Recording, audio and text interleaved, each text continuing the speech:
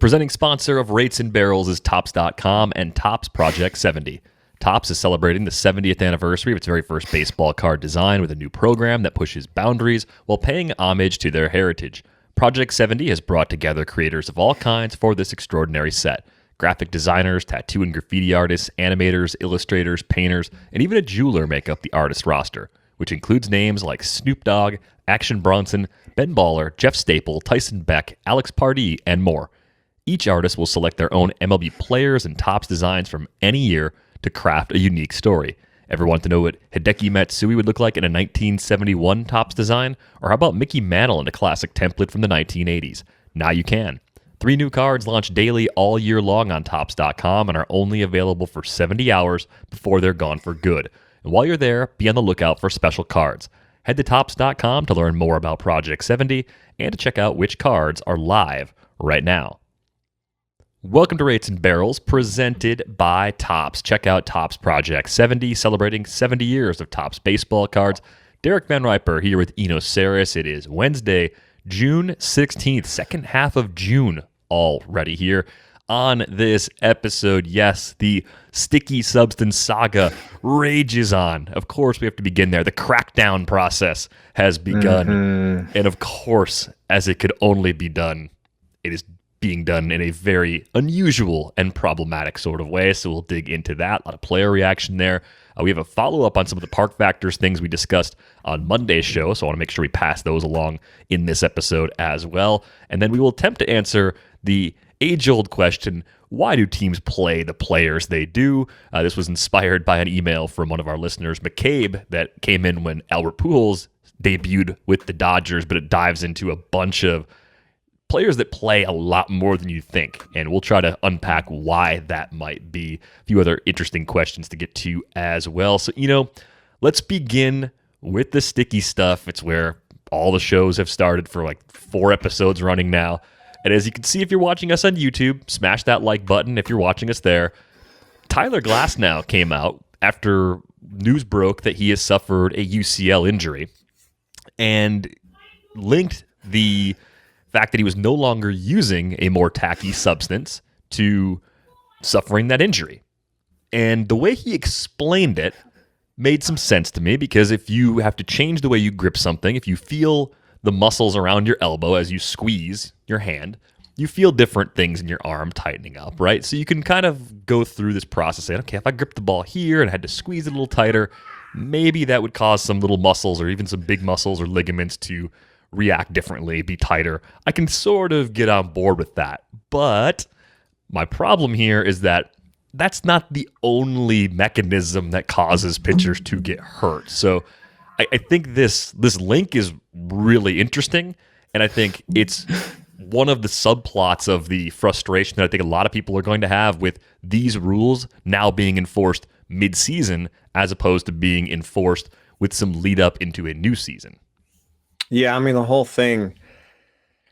Yeah, like, I'm really envious of people that can look at what's happening right now or look at this and have like an easy top line, black and white kind of reaction. Like, when I look at this, especially maybe because I've been reporting on this since 2018, is just that, like, it's so complicated. It is so complicated. It was a rule book. It was a book. It was a rule that was already on the books, right? So to say that like the players were blindsided is incorrect. The players were told before 2020 even started, through their managers. There was a memo that before this season they had a full briefing in June this year. So like, they've tried, like, baseball tried to tell them repeatedly that this thing was coming, but at the same time, like, why start this enforcement in the middle of the season? It's very strange. And I think that the way that this becomes the worst is the way that Glasnow is talking about, because I think you can't deny that there is a mechanical aspect of having to grip the ball harder if you can't grip it loosely because there's a grip substance there. Now, you can have a philosophical question about whether or not you should even be allowed to throw the ball with a grip substance, making it easier, right? So maybe all along they should have been gripping it harder because they shouldn't have had the grip substance. Yes. However, to make that adjustment in the middle of the season does not allow any of the pitchers, like you should almost give everyone, like maybe change the ball, like make a better ball that's a little bit tackier, give everyone the ball and give them homework and be like, okay, next season we're using this ball and no substance. And so take this ball home. We'll give you each of you like 50 balls to take home or 100 balls and spend the off season and get adjusted to this. It's a lot different than just being like, no, we're not going to change the ball midseason, but we are going to totally enforce these rules differently midseason. Anyway, Dr. Mike Son has a tweet out there that I retweeted that looked into fatigue factors given a 15% increase in grip strength. Now that part is a guess. We don't necessarily know how much more grip strength it takes, but 15% sounds plausible. And a 15% increase in grip strength in his model would create a 30% increase in fatigue. I mean, it doesn't sound like an amazing number, but just think about it. Like, they're going to be a third more fatigued.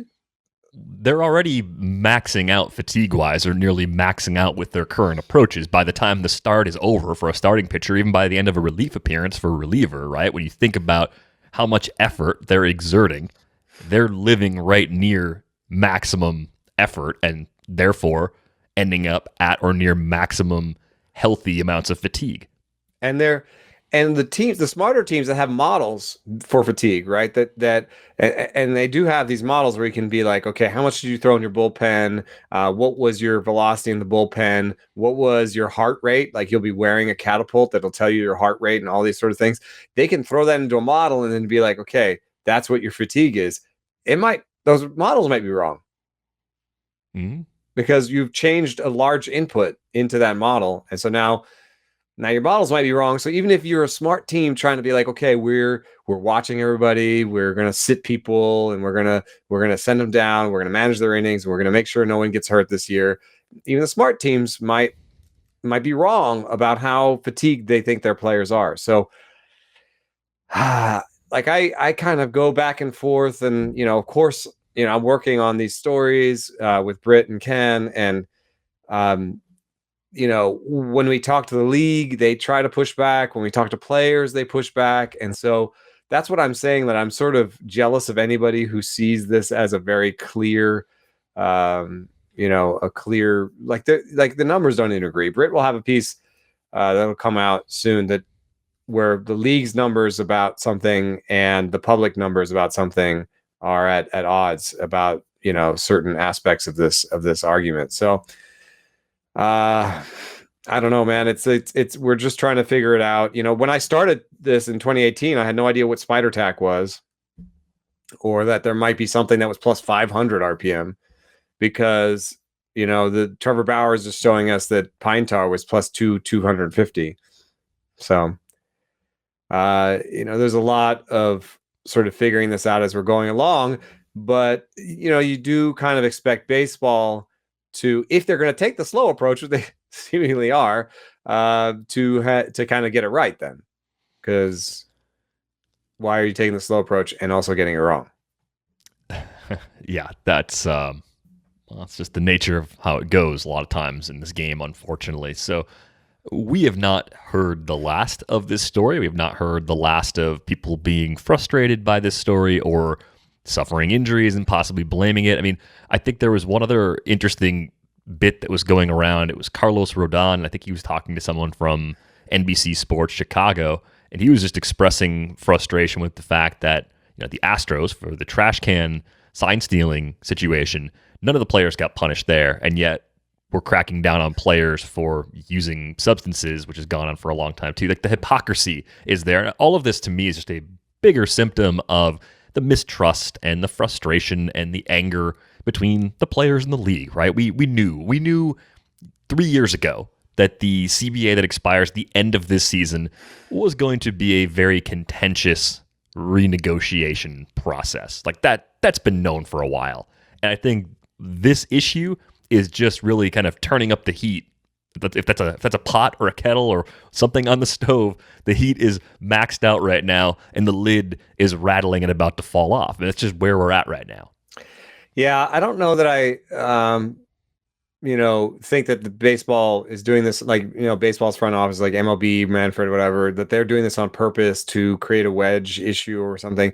Because if I'm a player, if we're at the table, if I'm like with the MLBPA and we're at the table and the other side is talking about, rule changes or balls or anything, I'm like, that's nice, but let's get back to the money. Yeah. Maybe the union could use this as an opportunity where they say, no, we really care about, you can't make unilateral rule changes, or you have to talk to us about the ball. And then the owners say, no, we should be able to do that. And you say, okay, give us, $15 more per diem a day, and we won't care about that. That's the level of the issue. Like the bigger issues are trading expanded playoffs for I think everybody's Super 2 and double the minimum salary. I don't know if the numbers work out, and that's for the bigger talking heads, and they will and they will also have different numbers when they come to the table, and that's part of why there's been all this distrust, is that the players don't ever think that they know exactly how much revenue is coming in and how much revenue they're getting out of what pie.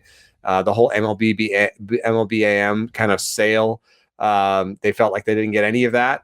I think they were correct. And baseball's owners would say you didn't deserve any of that. So they are always arguing about what the pie is before they even get to who gets what share of the pie.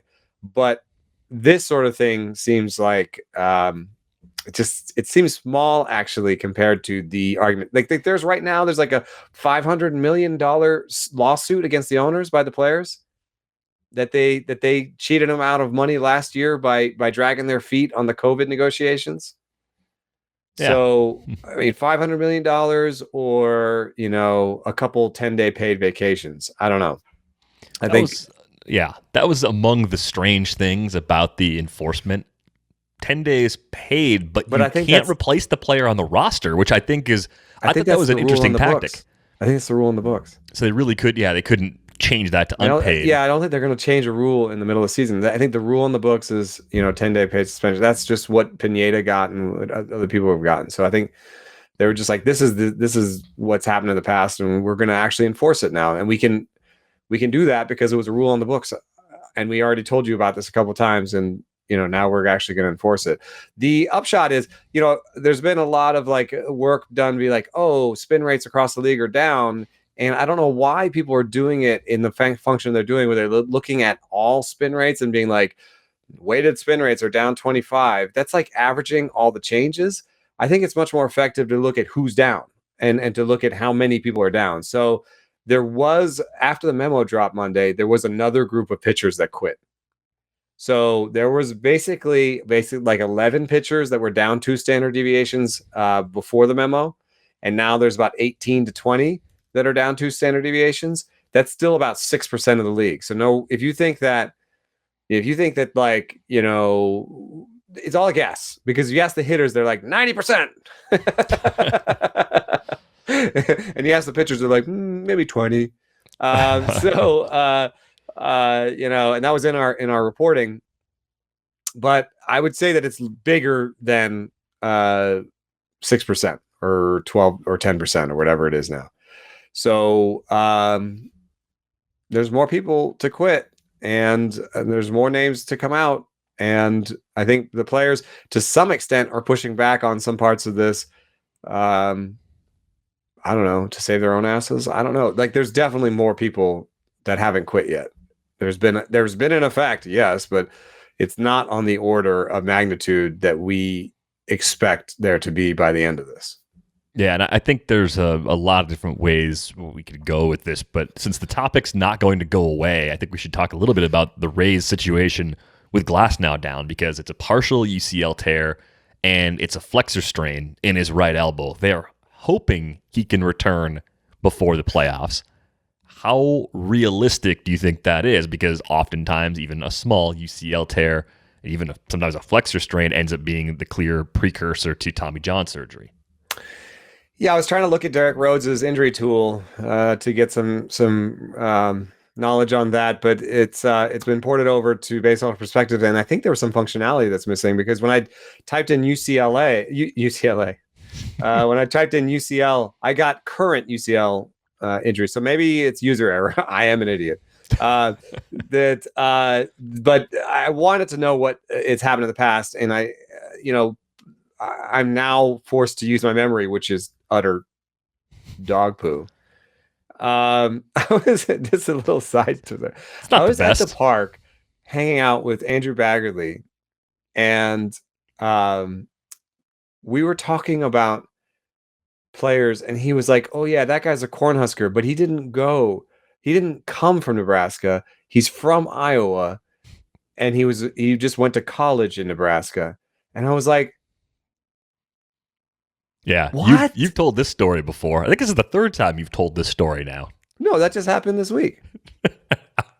You've had that conversation with Andrew Baggerly before then. I don't even remember having told this story. That's how Twice. useless my brain is. Twice. But so I just have to keep having the same conversation with Andrew Baggerly. At some point, Andrew Baggerly's like, we've had this conversation. I mean, Anyway, not to make light of the situation, but you may be in a situation where you have to start like writing things on your arm, like for Baggerly at least. Memento. Things I've talked about with Baggerly, yeah. Talked about players playing one place, being from another, and done this multiple times. So, my point is, Masahiro Tanaka, Denilson Lamet, and then weren't there a bunch of Angels that tried to do it, like Garrett Richards, but then he ended up having the surgery? Yep. But then did somebody not have the surgery? Did like Haney not have the surgery? Or did he have the surgery? I know Richards was surgery delayed because the Padres eventually signed him. He rehabbed there, came back, and moved on. Haney, I believe, had the surgery because if you look back at 16 and 17, those two seasons combined, he pitched 27 and 2/3 innings. He had to have had the Angels surgery. Kept trying to do it, and it didn't work with anybody. The Padres with Denilson, I mean, I would say that it's still an open question with Denilson Lamet. There's just something, but he's doing 3-4 innings. He's trying to build back up, and he's throwing pretty hard. So, Denilson Lamet, Masahiro Tanaka is the big story, but Tyler Glasnow seems a little bit more like Garrett Richards and Denilson Lamet than Masahiro Tanaka, if you ask me. Yeah, for sure. So, I don't know that I'm 100. The other person that I was thinking about was Nick Anderson. Yeah, the Rays are going through that right now with him, too. He's listed as an elbow sprain. I don't even know what that is. And that compares. But with Nick Anderson, they were like, this happened in March, and they're hoping to get him back in July. So basically half the season. So that's my working assumption here is that he's going to miss like the middle half. But we're already a third through. So I think that would just bring him back for like September. I think that they just hope to get him back in September quick enough to maybe ramp up to being an effective playoff starter. Yeah, that's the best case scenario. A sprain in the case of Anderson, that's a tear. Sprains are tears. Yeah. So it's and a UCL injury is a tear. So the question just is, when you say elbow, like right, that's why the specific mechanism, whether it's a ligament or muscles, that's very important to know. I think it is. But yeah. Anyway. Dr. Saris, I would not. Yeah, Dr. Saris reporting for duty. I would say I have no idea is the real short answer, and I would try to hold Glasnow as long as possible, but 10, 12, 15 teamers, if your IL is just getting dirty, like, I mean, just look at this. Like, I've been holding on to Luis Severino forever and Chris Sale forever in these leagues where I was like, oh, maybe second half Boone, and it's probably usually I did it in leagues where I had unlimited or lots of IL spots. But it's, there's been other places where I'm just like, I gotta drop this guy. Like Carlos Carrasco is hanging on a thread in a couple places. And I'm just like, I need some good news. A little bit of good news today. He started throwing. It's good news. Might be another month. Don't even know before if the it's a game. hamstring exists, but he's throwing. Come on, the hamstring exists. But the guy that's going to have to pitch more for the Rays, at least in the short term, is Michael Wacha. He's the guy that gets the extra little innings bump in the short term. Mostly, Luis Patiño. right, if you're a more proactive sort of person looking for the better long-term solution. Or some sort of Neanderthal at the kitchen table. Either way, yeah, is that you when you're hungry and you want more meatloaf? Is that... Yeah, right. Or doing my kids. Kids are probably hilarious like that sometimes. Sometimes. Yeah. Hilarious. Hilarious. Patiño, I'm just looking to see what's his workload been like last couple times out. Last time out, June 12th against AAA Charlotte. 5 innings. There you go. Scoreless innings. So he 1 should be hit, pitching tonight, maybe. 7 Ks, 1 walk, and yes, he would be on regular rest to pitch tomorrow. And I think with Wacha pitching soon, they're pretty close in terms of schedule. And I think the thing we're going to see with Patiño, we've talked about this going back to draft season. We just saw it literally with Ryan Weathers, I think, yesterday or today. Some of these guys have such tight innings caps, they're going to have to be brought along slowly. And I think that's exactly what the Rays were doing with Patiño on the big league roster earlier this season. I mean, you might remember the quality of the innings he was giving the Rays earlier this year was actually pretty high. 3.60 ERA, 107 WHIP in 15 innings. Mostly 2 and 3 inning performances. One was a 4-inning outing against the Yankees. And looking at how they've kind of gradually built him up, well, actually, he got knocked around his first start at AAA, but they've just been pretty careful with his workload there. He's not going 6 or 7 there, but now they've got the guy who could come up and maybe give them something closer to the quality of the innings they were getting from Glasnow. You can't put Glasnow expectations on Patiño. That's unfair. But I would say Patiño is more likely to give you something that resembles those innings than Michael Wacha is, even with proper usage of Wacha. I think you and I would agree. Like, you want Patiño in that spot. Yeah. Or Shane Baz. I think that Wacha and Fleming should be considered one spot. And that gives you an opportunity for Patiño right now. And I think that if you think that there's the innings there for Shane Baz, or you wait for the eventual Rich Hill injury, which I'm not wishing that upon him. I'm trying not to be flip. I'm just saying he's old. Old guys get injured. I would say that Shane Baz gets a little bit closer to possibly coming up this year. I mean, he's dominating at AA. You need the innings. You need some upside innings. You could just do the Fleming. You could just make Fleming and Wacha full-time starters. But even then, when Hill gets injured, then you have to bring up Patiño, and then there's one more injury, and Baz is up. I think. I don't think that Honeywell is figuring in. So I think Baz is, Baz now. So I was talking earlier, maybe on Monday, about Baz, Grayson Rodriguez, and Meyer being my favorite. Great recall. It was Monday. Thank you. I can remember some things. But the Marlins are 10 games under 500. There's not a lot of, and Grayson Rodriguez, the Orioles there's not a lot of, but Baz is the one where it's like they're the team. Am I saying his name right? I've heard Baz in the past. I will verify prior to the next episode at the latest, because he is much more on. Should have looked up the pronunciations. He is much more on the radar for a redraft league right now than he was a week ago, because you could have seen him all season long between AA and AAA, and then maybe getting that late year extra arm in the bullpen treatment that the Rays give a lot of their young guys, and then said, yep, okay, early 2022, he's in the rotation also. But now there's a much greater need. Yeah, I mean, there's always a question of, if the Rays are willing to start clocks and that sort of thing. But I think that, sometimes they're willing to start the clock because they're just willing to trade the guy away 3 years later. So like, if they see an opportunity to win the division, I think that they would rather win the division than go in as a wild card. Clarification, by the way, it's Baz, like the pronunciation guide, B-O-Z, all caps, Baz. Good. So thank you. Yeah, good to have that clarity, because I think we've been talking about him for a long time. Yeah, definitely. I think he's going to be an impact guy once he gets that opportunity. Think about all the quarantine purchases you made. Maybe you were buying up all of the Luis Patiño rookie cards out there. I wanted to. I didn't do it. Late night pizzas, burritos, snacks, books, board games, gardening tools, grow lights, all that stuff. Those new hobbies you picked up. Well, you also made one really big purchase that you didn't even think about: insurance. Americans overspend on car and home insurance by billions every year, and that is money you could have spent on more Luis Patiño rookie cards. And that is where the Zebra can help you. The Zebra is the nation's leading insurance comparison site for car and home insurance. In minutes, you can compare policies from every major provider for free, all on one independent marketplace. After a few quick questions, the Zebra pairs people with the right insurance company for them, helping everyone save time and money. Buy online or over the phone with one of their licensed insurance agents. Make insurance your smartest purchase yet.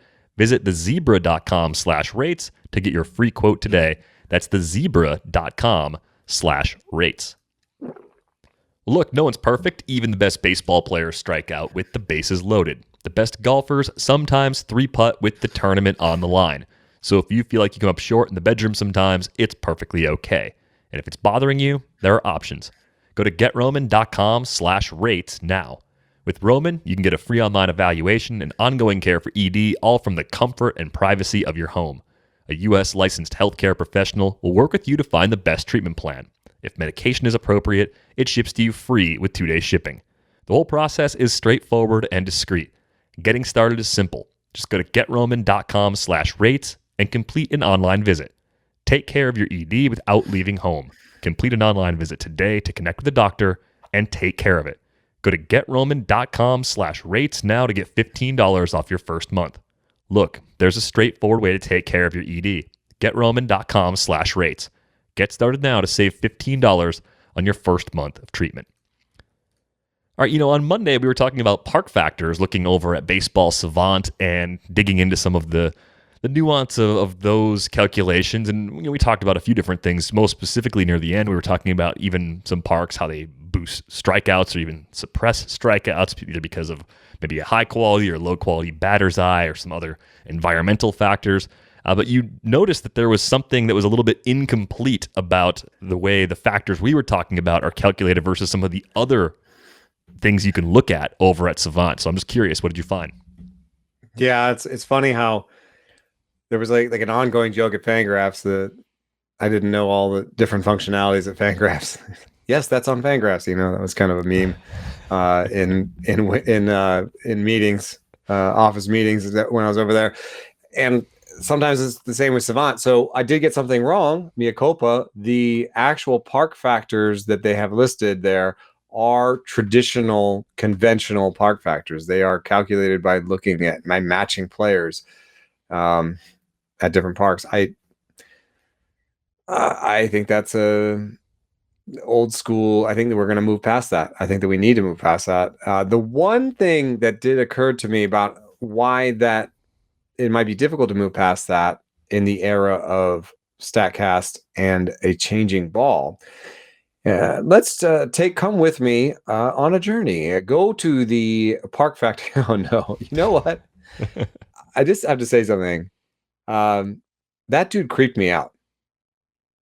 Mr. Rogers. Oh, Mr. Rogers, the Mr. Rogers, the PBS Mr. Rogers. He creeped me out. Even his Daniel Tiger offspring, even that creeped me out. I don't know how an old man gave birth to a tiger. I don't quite understand how that just a show. It's is related. Show I think he did or whatever. But he creeped me out. So just the whole come with me on a journey made me think of him and creeped me out. So anyway, go to the Baseball Savant Park Factors leaderboard. And when you're there, click on you'll see that the each stadium is actually underlined. So you can go to Kauffman Stadium and open that. And when you're in there, now you're in something that's called primary park factors. And there's a cool little rotating park that you can actually sort of zoom in on. That's fun. I like that. There's a little bit more of a breakdown year to year. There's some stuff there.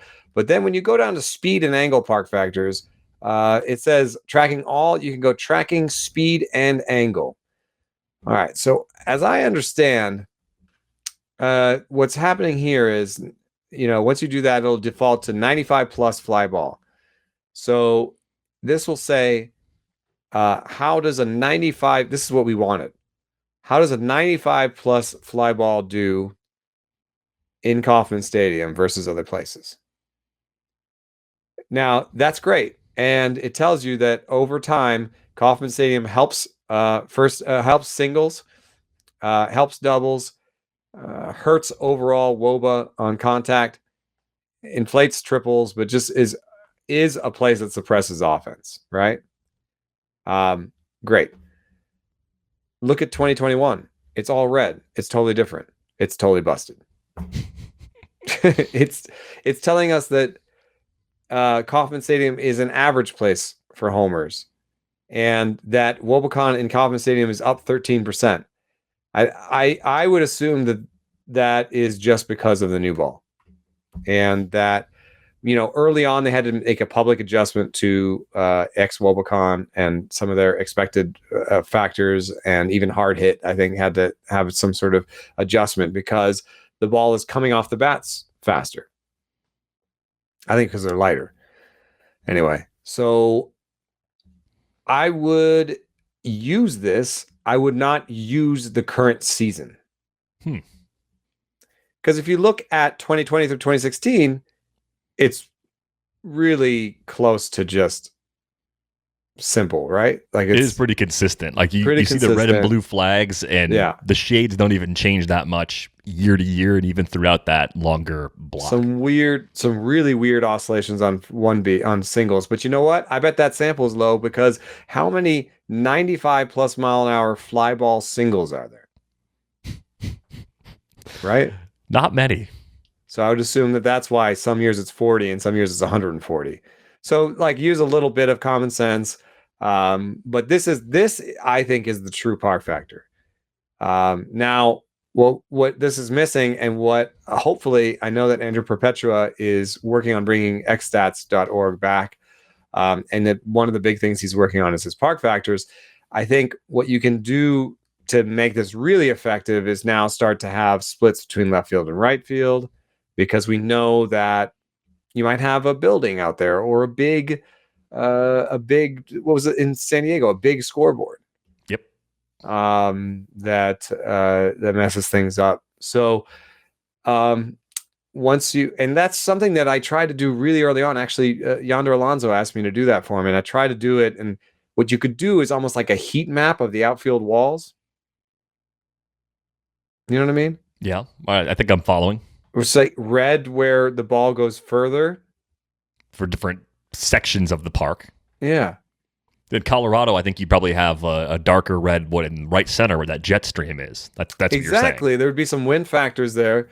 And if you like took everything out, like if you accounted for everything but wind, those heat maps would actually almost be like a wind park factor, So anyway, what I'm saying is that there is still a lot of opportunity. If anybody's listening to this and wants to study it, like I think this is actually a super exciting thing that would be really useful for fantasy players, especially when a player changes teams or when a visiting player comes to town. If you want to play DFS, just knowing how a particular player's spray chart will interact with a particular wind situation and park situation in a park. So Ken Arneson has on Twitter has a service that really looks and models the wind in every park.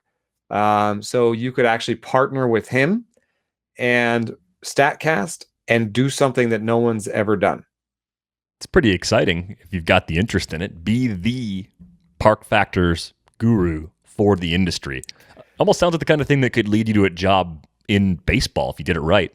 I think so. I mean, wind is notoriously the agent of chaos. And so people try to like just do everything but wind. But Ken's got a model for wind that he's actually supplying to the Cubs and the A's for broadcasts. So, maybe just some sort of profit sharing, or just can I see the data to work on my model, and then some sort of deal with him could get you somewhere. I mean,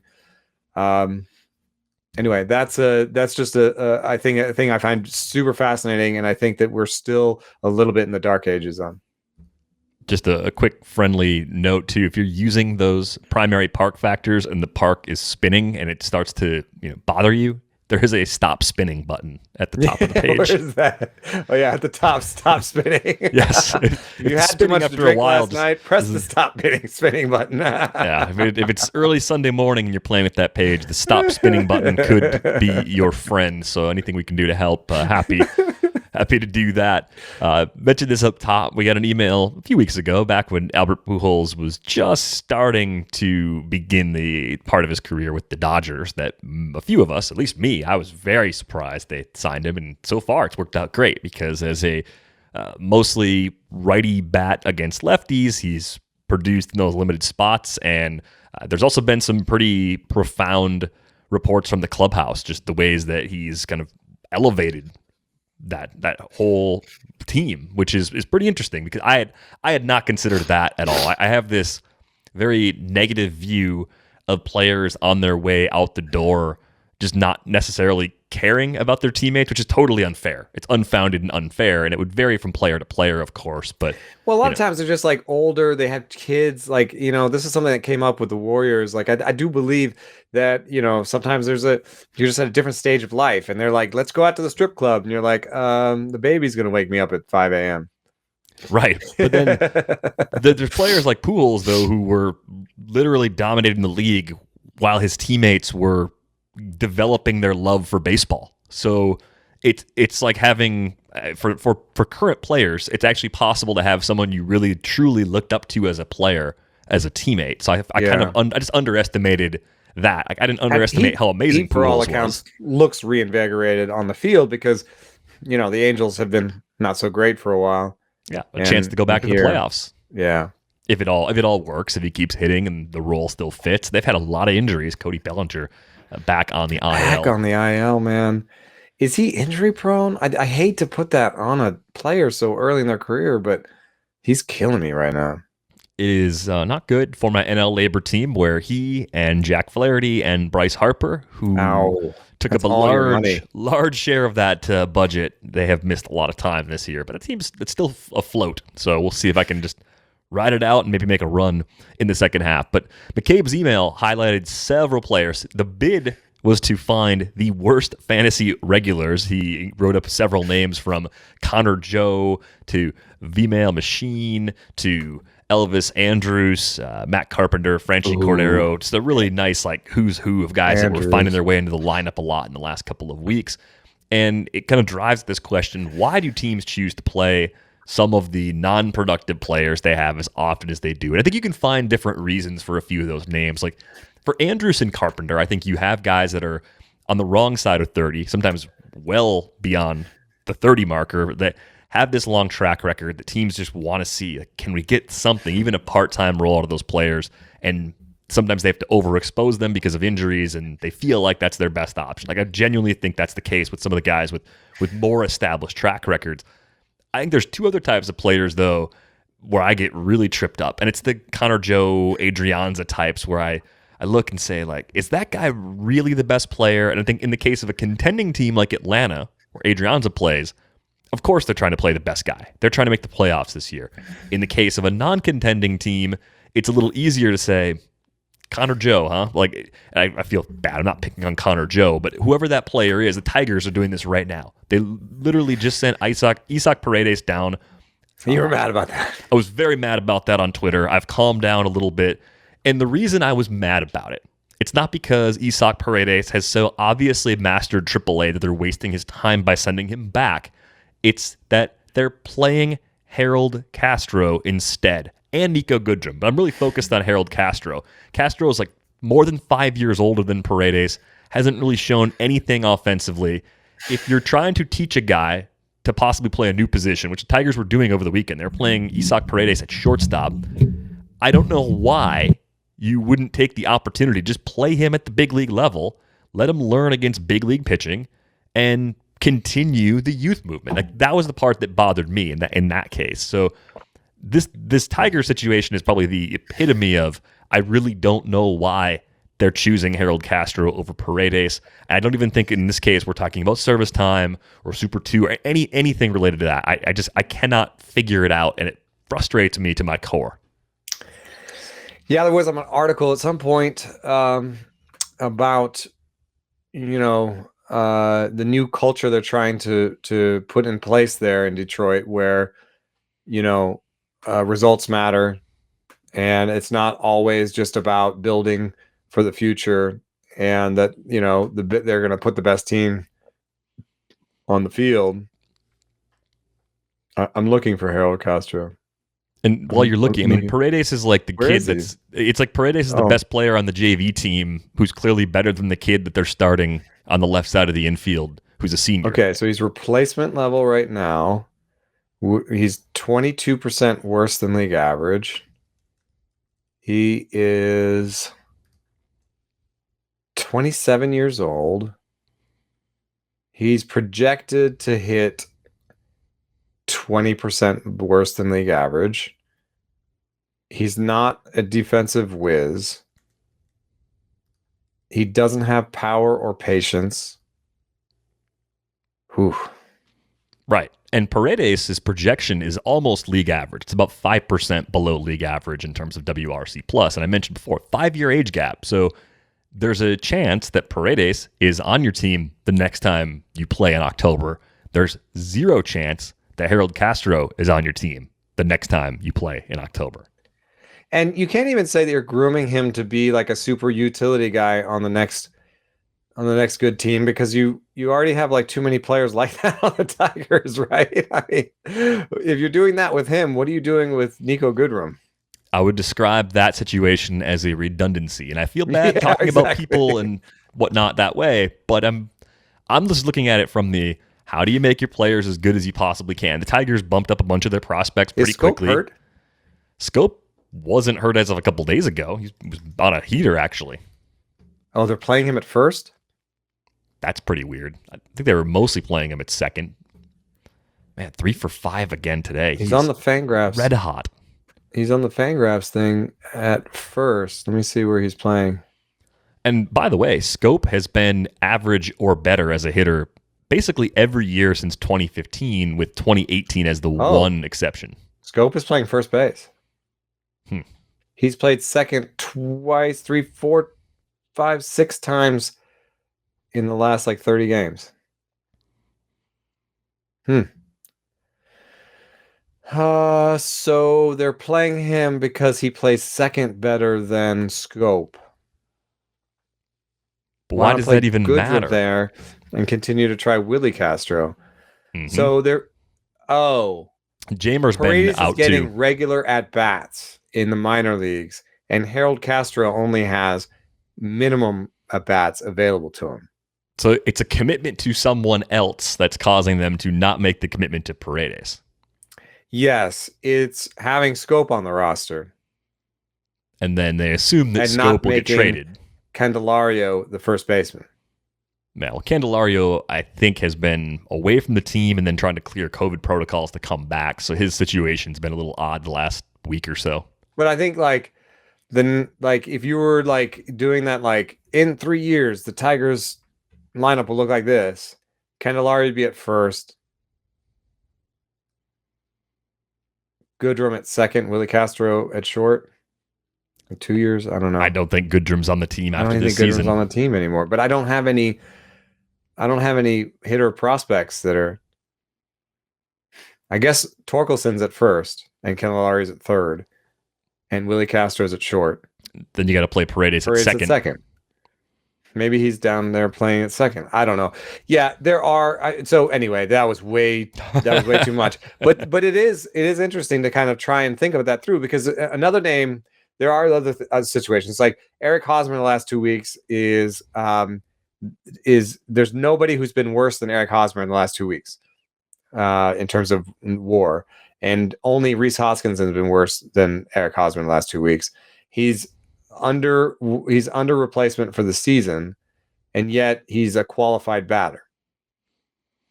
That situation is due to money. So I think sometimes you can draft guys who may not be good, but they're paid too much to be released. But then I think you can get into trouble too, because those guys eventually become DHs, part-time DHs, or get released. I mean, like, I know people that I think maybe Ian Kahn even traded for Albert Pujols. Well, he's probably happy now because he's actually playing some again. But you could have traded for Pujols. He might have gotten DFA'd and not gotten a job anywhere. Very likely. If you told me at the time it happened, is he going to get another team or not? I would have absolutely said no. I would have said first ballot Hall of Famer, amazing player. Let's celebrate this guy's career.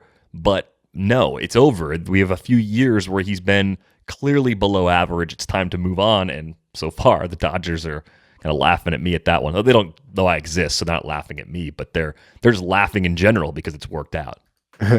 Michael A. Taylor's on the list of terrible in the last 2 weeks and terrible in the last month. But I think there's a defensive situation there. I mean, there's defense can guys, be a part of it. Juan Lagares is terrible with the bat. He's going to play because of defense. That's not breaking any ground. We've known that there will be guys who play good enough defense, but that's not what Elvis Andrus is doing. Right. Well, and I think that was so Darwin Barney was mentioned in McCabe's email from almost 10 years ago now. He won a Gold Glove in 2012, and he had a 76 OPS plus with almost 600 plate appearances. The reason he played that much was because he was playing great defense. Yeah. There's a little bit fewer of those. Like, I'm looking at the last month sorted qualified batters, which means that they had to play a lot, and sorted reversed by WOBA. And I'm not seeing, like, maybe Kevin Newman is in there for defensive reasons. I would assume Michael A. Taylor, Juan Lagares, and that's almost the end of the list of, like, defense forward guys that are playing enough to be qualified. Yeah. Like, I don't think baseball really wants to play a defensive forward guy enough to qualify for the batting title.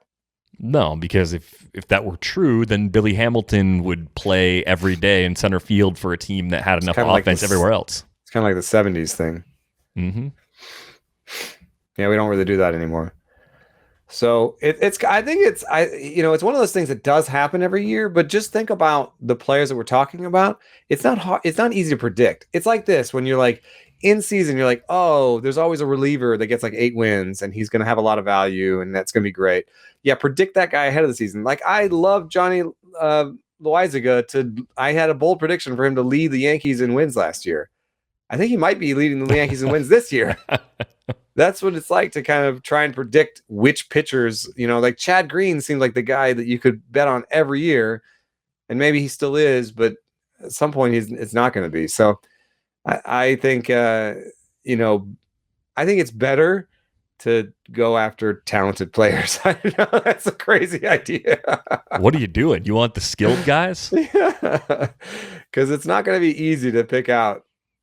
And Elvis Andrus, for what it's worth, like, I think he's hanging on. I don't know that he's going to finish the season with like 650 plate appearances.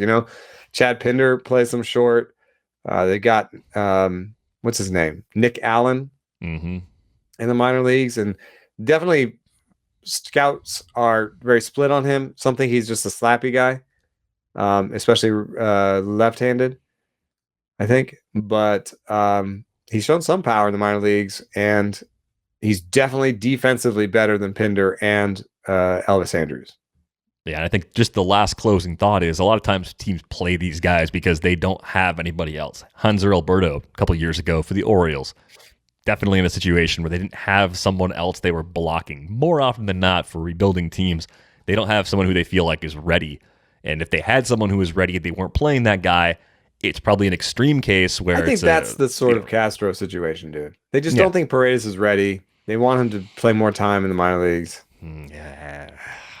I know, and I'm saying this having written about Kelenic and figuring out when a player is ready and how difficult that is. But I think Paredes has a very mature approach. And I think a mature approach and a good hit tool are things that you could look at and say, you know what, we're not sure, but we think this will work. And if we're wrong, he's probably not going to completely fall apart if he goes back Harold down. Castro.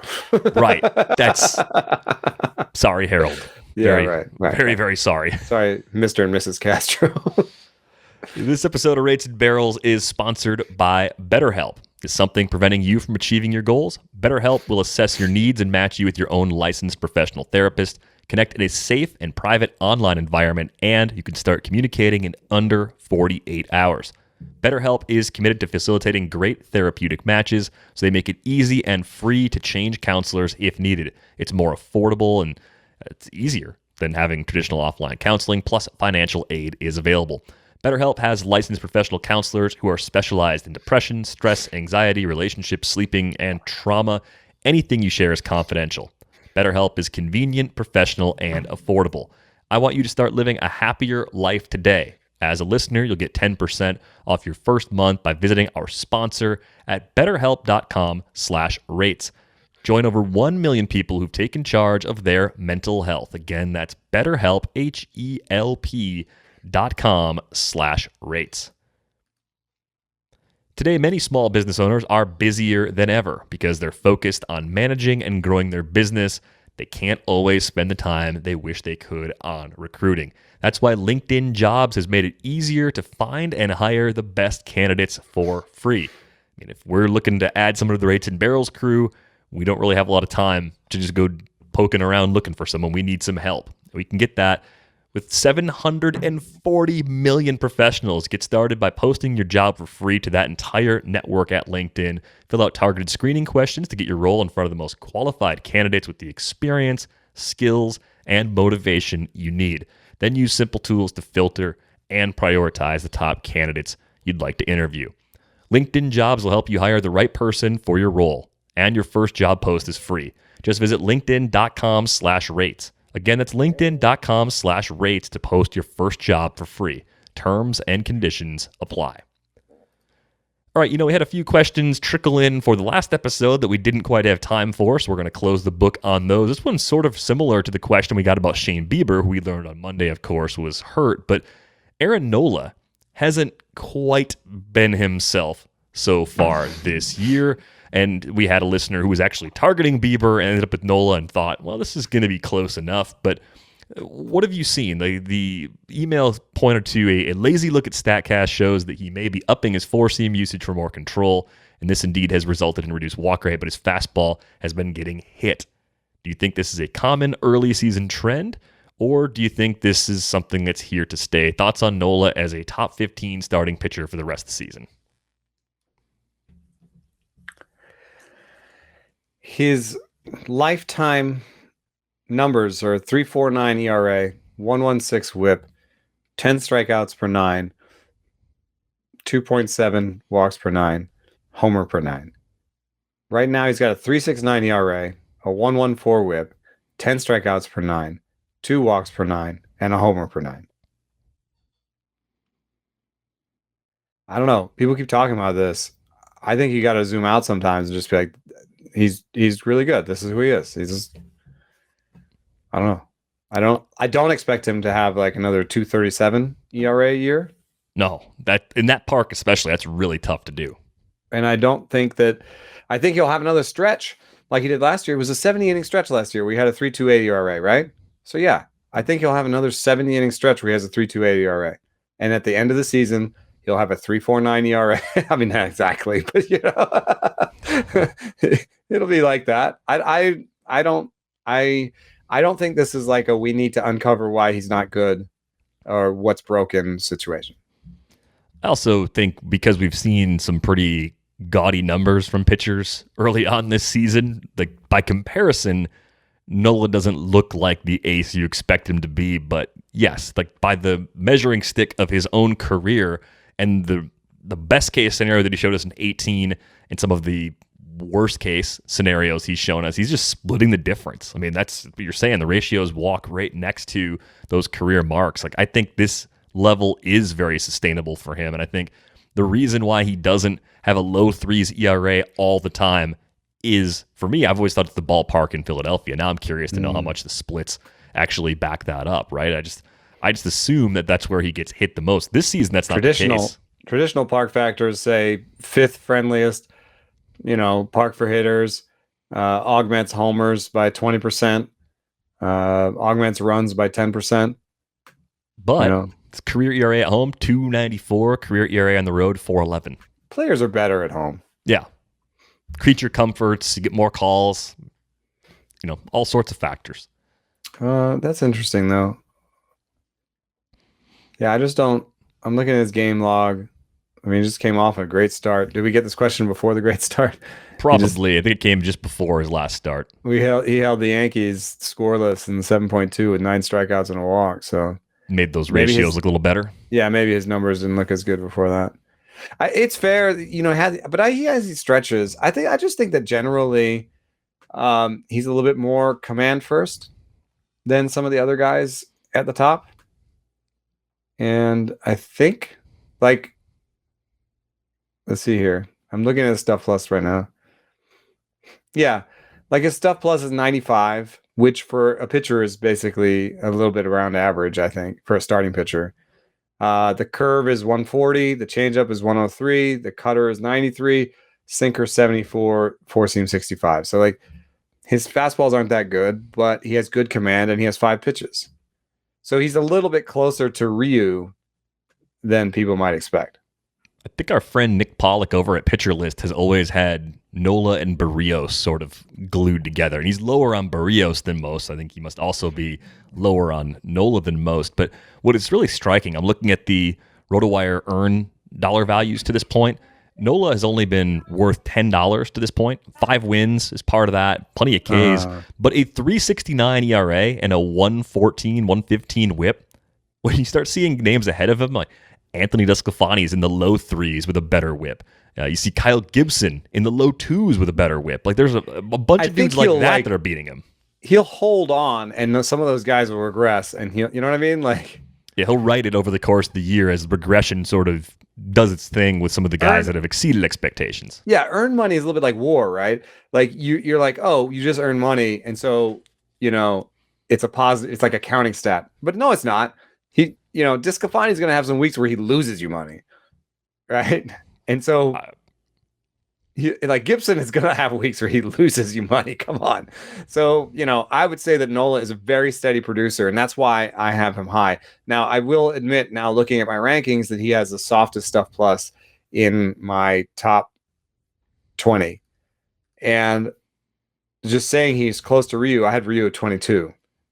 So maybe I was aggressive with Nola, and maybe he's more top 15, top 20 than top 10.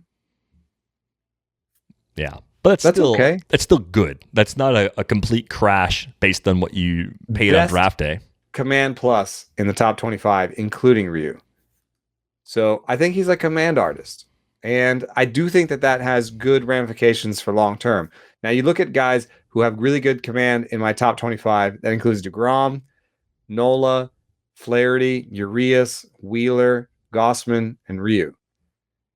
Ryu has an established injury history. To some extent, Gausman. I guess Flaherty now. And Urias. But I would say that those guys are relatively good bets for longevity, dynasty type situations. Yeah, I'm in on Nola as a top 15 starter the rest of the season, or 15 to 20 range starter the rest of the season. I think he's more likely to fit in that range than a lot of other guys who've popped up near that range for the first time for all the reasons we mentioned. And I realized that was the situation. Christian sent us the email. Thank you for the email, Christian. Shane Bieber was a keeper, so he paired Nola with Bieber to get 2 aces, and it's well, I don't quite have 2 aces. I've got an ace and a jack right now. It's well, you might have 2 aces by the end of the season if Bieber comes back healthy, and of course if Nola just keeps also doing Nola things. Less volatility than some of the pop-up guys. Even as much as we love Freddie Peralta on this list, where would you rank Freddie Peralta going into next season, and where would you rank some of these guys who pop up? You're not going to rank DeSclafani in the top 20 going into next season. There's always a little bit of a pop-up nature to these things. I think that Bieber and Nola are among the better long-term bets. Yeah, definitely. Thanks a lot for that question, Christian. Ani was curious, just looking at the K-minus BB percentages for DeGrom and Cole. DeGrom's in the 40s and Cole's in the 30s. He was just wondering how much of that is the NL pitchers not having to face the DH, and I think that's a huge part of it. It's a huge part of it. If you look just at the increase in overall league percentage and strikeouts from last year to this year, a huge part of it is actually just explained by pitchers striking out. There's a Petriello piece about it. In fact, pitchers right now are striking out more than they ever have in the past. They're striking out at 48% of the rate. So half the time you get to face a pitcher, you strike them out. So, that should give you an extra 2 strikeouts per game. Adds up. Strikeout or 2. I mean, it adds up. That means a guy who's in the AL is going to get, 6 to 8, and then the other guy's going to get 7 to 9, Mm-hmm. It's a big deal. Got one more question I want to get to before we go, and this one is about the struggles of Matt Chapman. I have Matt Chapman at third base, and I'm wondering if we should move on now that we're in mid-June with no improvement. Already fielded this one, and I've already done all the groaning. Well, the alternatives in this case are Alec Boehm, Mike Moustakas, Kevin Biggio. Like, that's not... So he's got an actual... This isn't like AL only, where do I just rage drop him and pick up Paredes? it's a kind of a shallow mixed league where there are interesting names there, but Moustakas just had a setback with his injury. Biggio, I think, just came off the IL. Yeah, Boehm hasn't quite been right. I don't think I see any of those 3 guys definitely as an not taking upgrade. Biggio. Let me look at Boehm. Definitely not taking Biggio. It's a terrible batting average. So if you're going to take a terrible batting average, I'm going to take Chapman's chance at 240. I don't think that Biggio necessarily has a chance at 240. It's hit a lot of home runs to get up to 240. Yeah, Chapman's exit velocity and max exit velocity still way down. I don't know if that's even showing a sign of tracking in the right direction. Max EV is up. His barrel rate is down. His hard hit rate is up. His expected slugging is 426.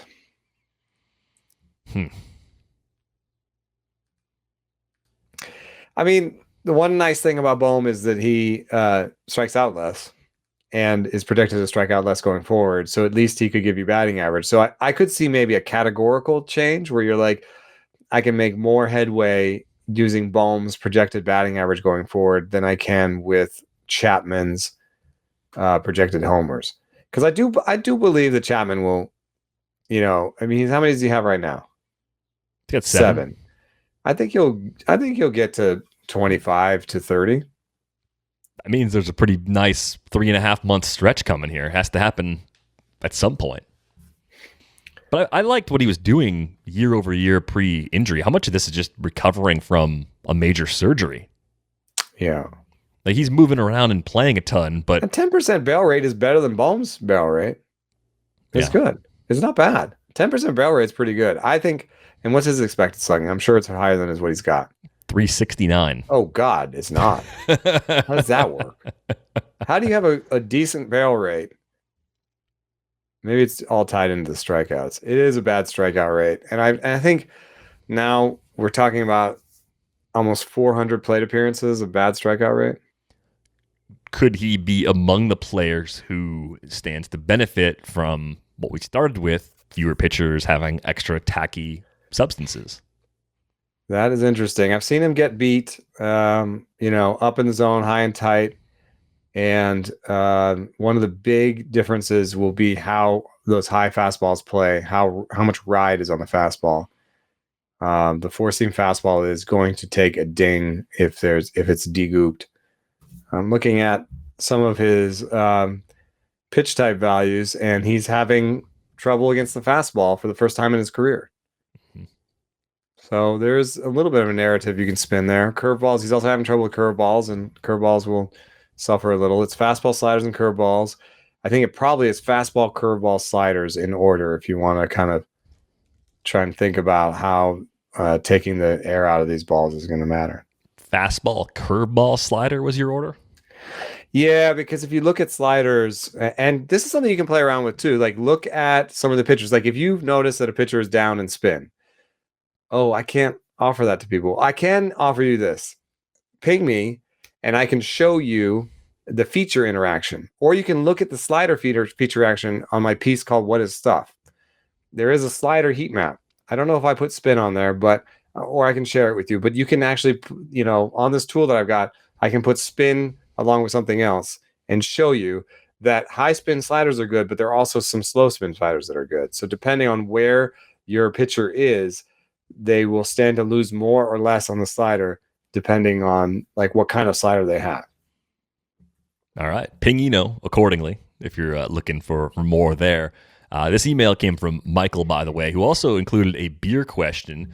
He writes, I recently exchanged some Atlanta beers with a friend on the West Coast for some California beers. What do you got there? Hey, there you go. Hi, y'all from Atlanta. Very nice. This is also, as you can tell, was over here. It's a baseball diamond. Yeah, but also one of my oldest shirts. It's got a hole in it. It is so hot. It's hot here today. And so this is like my lightest shirt. It's like one of those shirts that you've worn so long that it barely exists. Yeah. When you hold it up, it's almost like translucent. Weird. And I paid. It's not really covering anything. The weirdest anything. thing is, I lived in Atlanta, but I paid like $10 or $15 for this and bought this on Sunset in LA. Totally makes sense. So as part of this beer trade, Michael got some beers from Humble Sea in Santa Cruz. So far, so good after tasting a foggy triple IPA and a double dry hopped IPA that were both excellent. I'm told they can, quote, do no wrong. Eno, have you had anything from Humble Sea? Yeah, I like them. They're on my list of, I would say, sort of top 5-ish, maybe haze purveyors in California, at least in the top 10. The only thing that sometimes gets to me is that they taste very similar from beer to beer. But that's a tough criticism to levy because I feel like that happens in a lot of breweries, man. You can taste a monkish and kind of spot monkish pretty easily.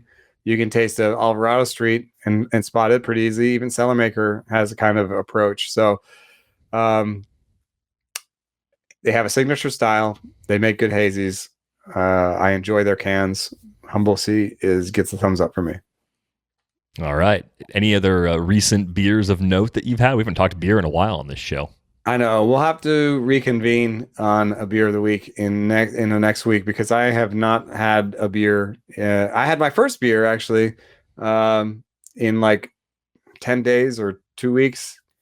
Yesterday at the park on my way out, I had a hazy little thing because the public house is closed and it's still in COVID situation at the park where there's only like 3 stands open. But I'm not complaining. Hazy little thing was a pretty high baseline and have one and just sort of watch the players. I did miss Yaz's grand slam and I did think that the Giants had lost that game pretty handily. When I left, it was like 8-3, and I was like, yeah, I think the Diamondbacks will win this one and stop their streak. So perhaps the Diamondbacks will lose 30 in a row because they get Gausman today. No, Discofani today, Gausman tomorrow, and then they go on the road in like LA. So they might push this to like 25, 26. Then they go to St. Louis, I think, which, they could win a game there maybe. St. Louis's pitching staff is suffering right now. Yeah. Desclafani might be their best shot to get one. Well, yesterday was their best shot. It was a Johnny Holstaff game. No, I mean, before, or like a Sam before Long game. Things get worse, though. I mean, this might be like they're truly like last exit before the next stop in 50 miles to right. possibly get one. Before you set the record for road losses. Yeah, they must be close. They're at 21, 22 now. You better get some gas and a Kit Kat now if you're the Diamondbacks because it's going to be a couple hours before you're going to have another chance to pull off. Oh, I'm sorry. I'm not trying to laugh at somebody while they're down. It's I think it's got to be somewhat luck. It's weird they're not because that terrible of a team. No, like when they were good a couple years ago, it was really efficient defense. A lot of injuries so far this year too.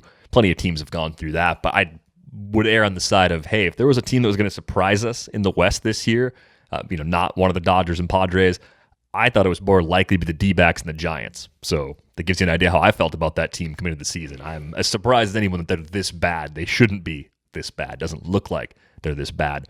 If you want to read more about any of the things we're talking about, for the most part, you can do that, especially sticky stuff. Plenty of great stories about that. A lot of good perspective from around the game. I mean, I put our coverage of that up with anyone's. Yeah, get a subscription. $3.99 a month gets you in the door at theathletic.com/rates and barrels on Twitter. He's at Saris. I'm at Derek Van Riper. You can always email us, ratesandbarrels@theathletic.com, with any questions you got for a future show. That is going to wrap things up for this episode of Rates and Barrels. We are back with you on Friday. Thanks for listening.